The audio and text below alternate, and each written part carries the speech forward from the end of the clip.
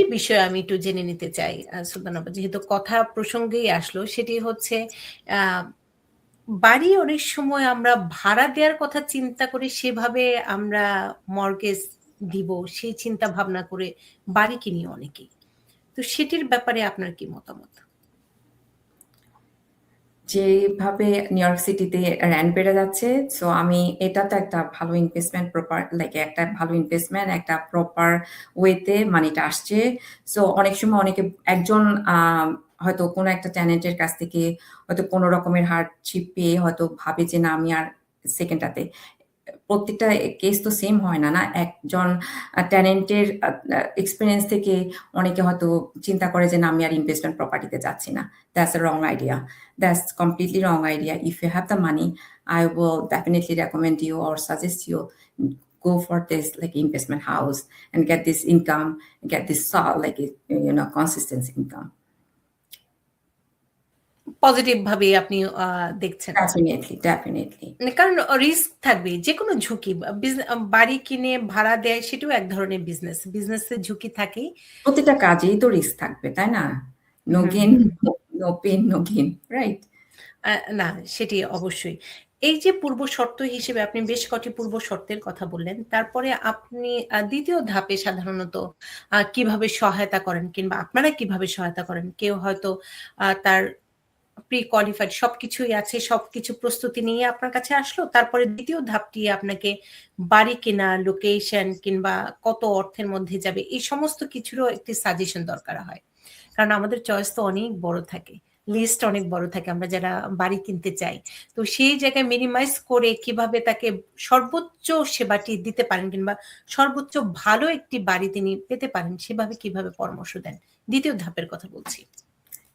আমি যদি এক্ষেত্রে বলি তাহলে বলব যে অনেক সময় ভার্বালি আমরা যখন তাকে এক্সপ্লেইন করি সে হয়তো অনেকটা সময় সিচুয়েশন বা তার আ আ তার আ আ তার ড্রিম এর সঙ্গে তা ম্যাচ হচ্ছে না। সো যখন আমরা তাকে অ্যাকচুয়ালি রিয়ালিটিতে নিয়ে আসি, মানে আমরা যখন শোয়িং স্টার্ট করি, তখন সে নিজের ডিমান্ড অথবা নিজের আ লিস্টটাকে আস্তে, আস্তে নিজের মতন করে নেয়। না আমার এটার এই এইটার সাথে এই বাজেটটা ফিট হচ্ছে। সো তখন উনি আমাদেরকে বা হি অর শি তখন আমাদেরকে ডিসিশন দেয়। আমরা কয়েকটা বাড়ি আমরা নিজেরাও অনেক সময় দেখি যে ওদের কাছ থেকে আমাদের ডিসিশনটা আসুক। আমরা তো বললাম ভার্বালি, বাট অনেক সময় এটা ম্যাচ হচ্ছে না। বাট ওরা যখন রিয়ালিটি এবং ওদের ড্রিমের সঙ্গে ম্যাচ করে আমাদেরকে বলে না এটা আমাদের সাথে ম্যাচ হচ্ছে না বা এটা আমাদের বাজেটের মধ্যে ফিট হচ্ছে না। তখন ওভাবেই আমরা তাদেরকে um rest rest of the advice করে থাকি যে এটা নিলে আপনার জন্য প্রবাবলি আমাদের সাজেশন বা আমার রিকমেন্ডেশন এটা নিলে হয়তো আপনার জন্য বেটার একটা ডিসিশন আপনি মেক করতে পারবেন। তার মানে আপনি তাকে বাস্তব জগতে নিয়ে আসেন। এক্সাক্টলি। কারণ আমাদের বেসড অন ওর একটা বিশাল ইনভেস্টমেন্ট প্রপার্টি সে কিনতে যাচ্ছে, তাই না? একটা তার মানি এখানে ইনভেস্ট করতে যাচ্ছে। সো আমার ভার্বাল স্টেটমেন্টের উপর তো তার ডিসিশন নেওয়া ঠিক না। হ্যাঁ? তার রিয়ালিটির সঙ্গে ম্যাচ করে ও যখন আমাকে ডিসিশনটা দিবে, আমি তার ইমপ্লিমেন্ট করার রেস্ট অফ দ্য স্টেপস গুলো আমি তাকে ইমপ্লিমেন্ট করার জন্য সাহায্য করব। সেটাই। এক্ষেত্রে আমি আরেকটা ছোট প্রশ্ন করেই ফেলতে চাই যে, একজন রিয়াল এস্টেট এজেন্টকে কেন একজন বায়ার নিবেন তার সাথে? কেন চুজ করবেন? কেন তাকে নিবেন? হ্যাঁ, এই যে আরেকটা আমি বলব যে অবশ্যই এটা সবার জানা উচিত। কারণ একজন রিয়াল এস্টেট এজেন্টকে নিলে একজন বায়ার যতটা আ তার যে স্টেপ গুলোতে একেকটা স্টেপে সে কি করণীয় থাকে সেগুলো সে জানবে প্রপারলি এবং uh I think I was like negotiation এ একজন এজেন্ট যতটা আম পরিপূর্ণভাবে নেগোশিয়েট করতে পারে, একজন বায়ার যখন সেলফ রিপ্রেজেন্ট করে সে ততটা পারে না। তো হুম, হুম। তার ডিসিশন অনেক সময় হয়তো প্রপার ডিসিশন কারণ আমাদের যে এক্সপেরিয়েন্স থেকে রাইট? আমরা তাকে যে এডভাইস গুলা করি, আপনি এটা করলে হয়তো ওটার জন্য আপনি একটা ভালো অ্যামাউন্ট ব্যাক করতে পারেন। আপনার অ্যামাউন্টটা পেতে পারেন বা এই ইন্সপেকশন থেকে আপনি এটা ডিমান্ড করতে পারেন। এই সাজেশন গুলার জন্য আমি বিলিভ করি প্রত্যেক বায়ারেরই একজন এজেন্ট থাকা উচিত। আ ইনফরমেশন গুলো খুবই গুরুত্বপূর্ণ।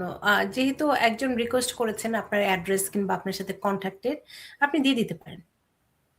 আপনার সাথে কিভাবে যোগাযোগ করবেন? আমার ফোন নাম্বার আমার 646 আমার Sultana Rahman. I'm working for Keller Williams Landmarks 2 and আমার ফোন নাম্বার হচ্ছে 646-520-7559। আমাদের আরেকজন প্রশ্ন করেছেন, আসলে ট্যাক্সি ড্রাইভার এক্ষেত্রে আমি একটু যদি জানতে চাই সেলফ এমপ্লয়েড যারা, তারা আসলে বাড়ি কিনতে পারবেন কিনা? তাদের কারণ ট্যাক্স ফাইলের একটি বিষয় থাকে, ইনকামের একটি বিষয় থাকে। এক্ষেত্রে আপনি কিভাবে পরামর্শ দিবেন? এটি একজনের প্রশ্ন। হ্যাঁ, অনেকে মানে অনেক সেলফ এমপ্লয়েড যারা ট্যাক্সি ড্রাইভ করে তারা অনেক সময় হয়তো ওটা ওদের ইয়েতে থাকে না, এসে বলে যে আমরা বাড়ি কিনতে যাচ্ছি এই বছর। কিন্তু দেখা যাচ্ছে তার আগেই তারা ট্যাক্স ফাইল করে ফেলেছে। সো ইন দিস কেস তাদেরকে ওয়েট করতে হয় নেক্সট ইয়ারের জন্য। আমাদের এই সেলফ এমপ্লয়েডদের জন্য বলব যে 1099 যারা কাজ করছে তাদের 2 ইয়ার্স একটা ট্যাক্স রিটার্ন দরকার অথবা ব্যাংক স্টেটমেন্ট। আর আদারওয়াইজ তাদের প্রফিট অ্যান্ড লস স্টেটমেন্ট দিয়ে আমরা প্রি অ্যাপ্রুভালটা নিয়ে আমরা প্রসিড হতে পারি।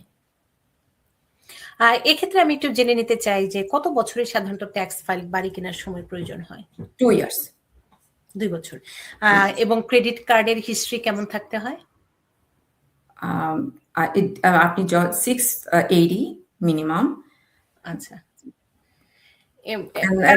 Like definitely more than 700 is best.